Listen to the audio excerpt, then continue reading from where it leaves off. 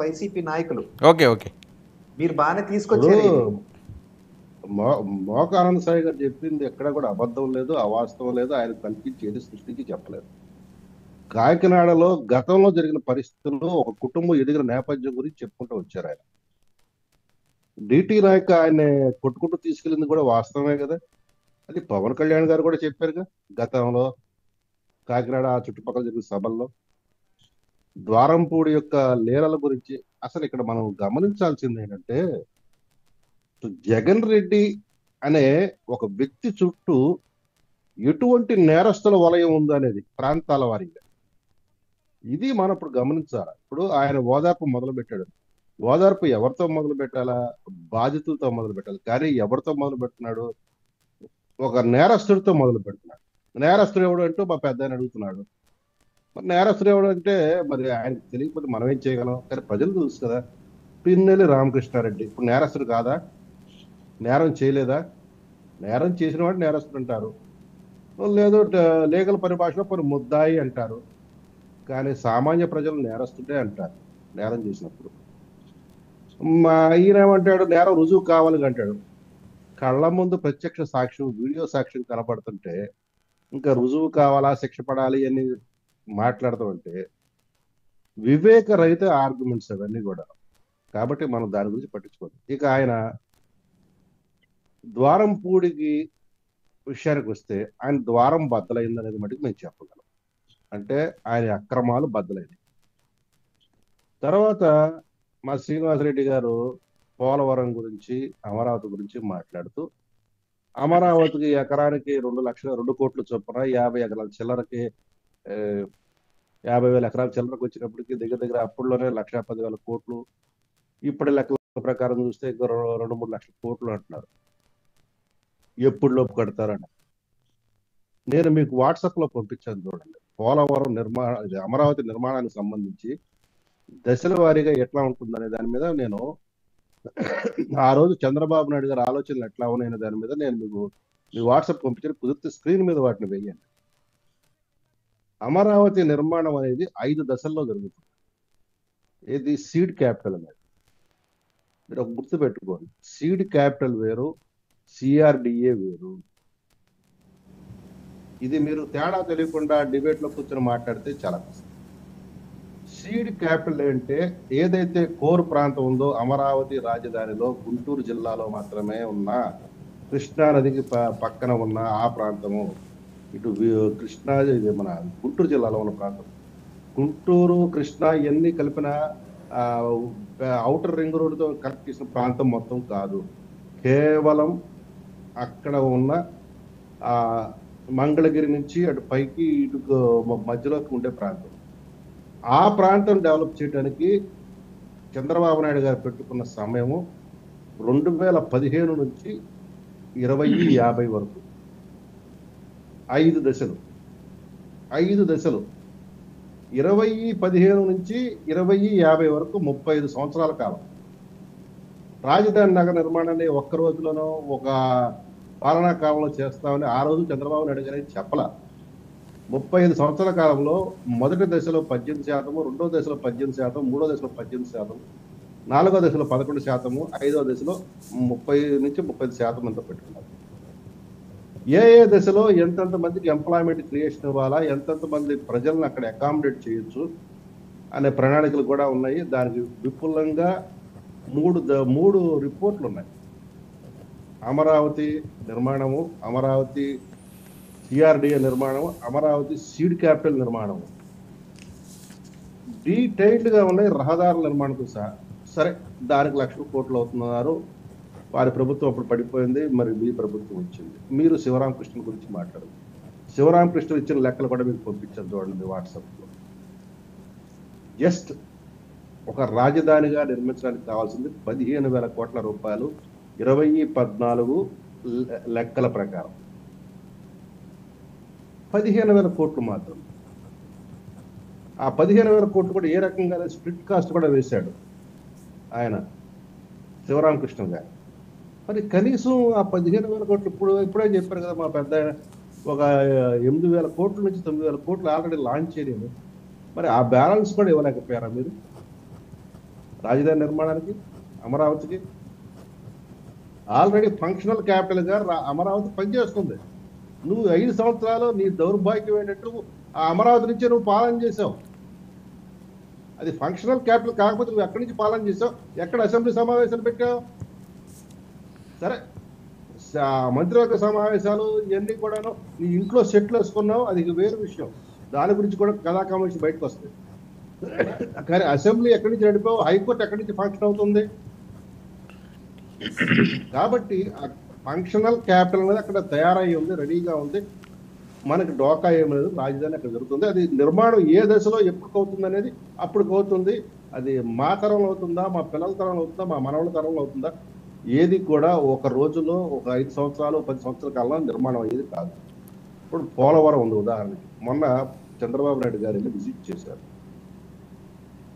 నిజంగా రాష్ట్ర ప్రజలందరూ కూడా బాధపడ్డ విషయం ఏంటంటే పోలవరం నిర్మాణం ఈ అంశం లేట్ అవుతుంది. ఎంత లేట్ అయింది, మళ్ళీ ఎన్ని వేల కోట్లకు ఎగబాకిందని చూస్తే పిచ్చెక్కుతుందండి.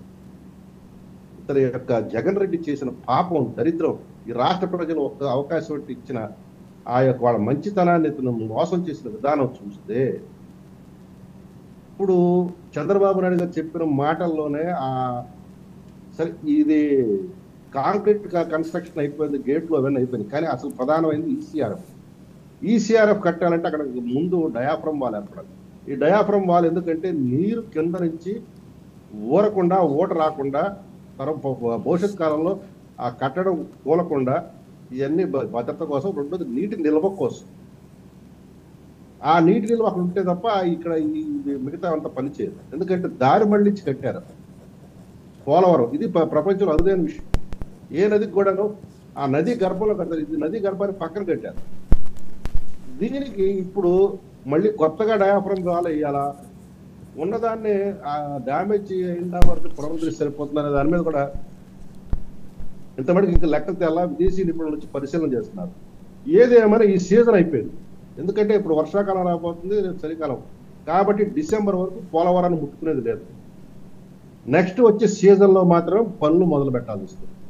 ఇప్పుడు చంద్రబాబు నాయుడు గారు చెప్పిన లెక్క ప్రకారం ఆరికి ఆ యొక్క అధికారులు ఇచ్చిన ఫీడ్బ్యాక్ ప్రకారం 2 సంవత్సరాలు ప్లస్ 2 సంవత్సరాలు 4 సంవత్సరాలు ఏది దాన్ని ప్రత్యేకంగా దృష్టి పెట్టి 100% దృష్టి పెట్టి చేస్తే 4 సంవత్సరాలు టైం పడుతుంది అనేది సాకారం కావటానికి.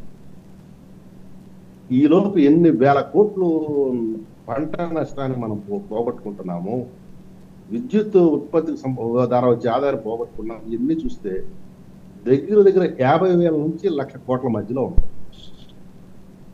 నువ్వు ఏం చెప్పావు? ఎన్నికల ముందు 2019 ఎన్నికల ముందు హరిత యాత్ర అని ఒక యాత్ర పెట్టి 4 రోజుల పాటు చేశావు. ఆ రోజున చంద్రబాబు నాయుడు గారి ప్రభుత్వం తిడతానికి. ఆ రోజు నువ్వేం చెప్పావు? కేంద్ర ప్రభుత్వం నిధుల గురించి మనం దేబిరించాలా అన్నావు. నా దగ్గర ఒక పేపర్ కటింగ్ కూడా నేను పంపిస్తాను మీకు. ఇప్పుడు కేంద్ర ప్రభుత్వం దేబిరించాలా? మన దగ్గర నిధులు లేవా? మన దగ్గర ఉన్న నిధులతో ముందు మనం డ్యామ్ కట్టుకోలేమా? డ్యామ్ని కట్టుకున్న తర్వాత వాళ్ళు తీరిక కేంద్ర ప్రభుత్వానికి ప్రపోజల్స్ పంపిద్దాము, వాళ్ళకు ఎప్పుడు కాబట్టి అప్పుడు మనకు డబ్బులు పంపుతారు. మనం ముందు పోలవరాన్ని కట్టుకుందామని చెప్పిన వాడు నువ్వా కాదా? నీ సాక్షి పత్రికలు వచ్చే కథనాలు, ప్రముఖంగా వచ్చే కథనాలు నేను పంపిస్తా కావాలంటే ఎవరికైనా. మరి నువ్వు ప్రభుత్వంలోకి వచ్చి 5 సంవత్సరాలు నువ్వు ఏం చేసావు? ఏమన్నా కట్టావా? ఆ రోజు చంద్రబాబు నాయుడు గారు కట్టడానికి గేట్లు బిగించడం తప్ప. ఎందుకంటే ఆల్రెడీ లాంచ్ అయ్యి ఉన్నాయి, అవి ఆల్రెడీ రిలీజ్ అయ్యి ఉన్నాయి ఫండ్స్. దాన్ని చేసే తర్వాత నువ్వు ఏమైనా చేసావు? చేయలే. సో నువ్వు అమరావతిలో నువ్వు నిర్మాణాలు ఆపేశావు, పోలవరం కట్టడాన్ని ఆపేశావు. రాష్ట్ర ప్రజలకి ఏదైతే జీవనాడి అనుకున్నారో, ఏదైతే బ్రెయిన్ లాగా పనిచేస్తుంది రాష్ట్ర అభివృద్ధికి అనుకున్న రాజధాని నిర్మాణాన్ని ఆపేశావు. అంటే ఈ 5 సంవత్సరాలు మన రాష్ట్రం కోమాలో ఉన్నట్లు లెక్క. అభివృద్ధి విషయం కోమాలో ఉందని నేను చెప్తున్నాను, నా మార్క్ మై వర్డ్. ఇప్పుడు దాన్ని, అటువంటి కోమాలో ఉన్న దాన్ని ఇప్పుడు బయటికి తీసుకొచ్చి చంద్రబాబు నాయుడు గారు కానీ, పవన్ కళ్యాణ్ గారు కానీ, మంత్రివర్గ మిగతా సభ్యులే కానీ, మీ ఎమ్మెల్యేలే కానీ, రాష్ట్ర ప్రజలు కానీ మరలా పునర్నిర్మాణం మీద, ఈ విధ్వంసమైన రాష్ట్రం నుంచి, ఆ శిథిలాల నుంచి మళ్ళీ పునర్నిర్మాణం వైపు అడుగులు వేస్తున్నారు. ఈ అడుగులు వేసే క్రమంలో మాకు కక్షా రాజకీయాలు మనం చేయటం మాకు అసలు ఏమాత్రం ఇష్టం లేదు. ఎందుకంటే మేము అటువంటి నీచ రాజకీయాలు జోలికి వెళ్ళదలుచుకున్నాం. అయితే ద్వారంపూడి గురించి ఏంటి అంటున్నారు. పిన్నెల్లి రామకృష్ణారెడ్డి విషయం వచ్చినప్పటికీ మేము కాదు మాట్లాడింది, సుప్రీంకోర్టు చెప్పింది. ఇటువంటి వ్యక్తికి షరతులతో కూడిన బెయిల్ ఏ రకంగా ఇస్తారు? ఇది ప్రజాస్వామ్యాన్ని అపహాస్యం చేయటం అని రాష్ట్ర హైకోర్టు ఇచ్చిన ఉత్తర్వులను తప్పుపట్టారు ఆ రోజు. ఈ రోజు గతి లేక రాష్ట్ర హైకోర్టు కూడా అతని యొక్క యాంటిసిపేటరీ బెయిల్ అప్లికేషన్ తిరస్కరించిన తర్వాత అరెస్ట్ చేయడం వల్ల ఇక్కడ రాష్ట్ర ప్రభుత్వానికి పిన్నెల్లి రామకృష్ణారెడ్డి అరెస్ట్ లో ఏ మాత్రం భాగస్వామ్యం లేదు. సుప్రీంకోర్టు ఇచ్చిన ఉత్తర్వులు, ఆ చేసిన కామెంట్ల నేపథ్యంలో అతను అరెస్ట్ జరిగింది, అతను చేసిన నేరానికి. ఇక ద్వారంపూడి దగ్గరికి వచ్చినప్పటికీ ఇందాక సోదరుడు రవికిరణ్ గారు చెప్పారు, మన ఆనంద్ సాగర్ మోకానంద్ సాగర్ గురించి చెప్తున్నారు. అక్రమ కట్టడాలకు నోటీసులు ఇచ్చారు, మీరు స్పందించకపోతే రాష్ట్ర ప్రభుత్వం ఉన్న అధికారులు, ఆ సంబంధిత మున్సిపల్ అధికారులు చట్టపరమైన చర్యలు తీసుకున్నారు. నీకు అభ్యంతరం ఉంటే నువ్వు చట్టపరంగా కోర్టులకు వెళ్ళు, స్టే ఆర్డర్లు తెచ్చుకో. ఇప్పుడు వైసీపీ బిల్డింగ్ లో పడగొట్టడానికి ప్రయత్నం జరుగుతుంటే, అక్రమ కట్టాలని నోటీసులు ఇస్తుంటే వెళ్ళారుగా, హైకోర్టుకు వెళ్ళారుగా, స్టే తెచ్చుకున్నారుగా. మీరు వెళ్ళండి, చట్టబద్ధమైన ప్రక్రియ చేపట్టండి. నువ్వు అక్కడ పోలీసుల మీదకి వెళ్ళి దాడి చేయడానికి, దౌర్జన్యం చేయడానికి నువ్వు ఎందుకు వెళ్ళావు? ఒక మాజీ ఎమ్మెల్యే కదా, నీకు బాధ్యత తెలియదా? నీ స్థాయిని నువ్వు దిగజార్చుకున్నావు. ద్వారం పొడి చెప్తున్నావు, నీ ద్వారం బద్దలైంది, ఒక్కొక్కటి బయటకు వస్తుంది. నువ్వు జైలుకు వెళ్ళటం, నీ తాతను ఎట్లా తీసుకెళ్లారో అదే రీతిలో నిన్ను చట్టం తీసుకెళ్ళింది. ఇక్కడ కూటమి ప్రభుత్వం తీసుకెళ్ళదు, చట్టం తీసుకెళ్ళదు. చట్టాన్ని అమలు చేసే అధికారులు తీసుకెళ్తారు. నీ తాత దౌర్భాగ్యం నీకు పట్టబోతుంది కాకినాడ.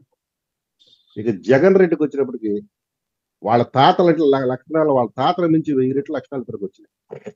పిన్నెల్లి అసలు ఎవడన్నా ఓదార్పు చేస్తే ఎవరిని చేయాలా? సామాన్య ప్రజలు చేయాలా?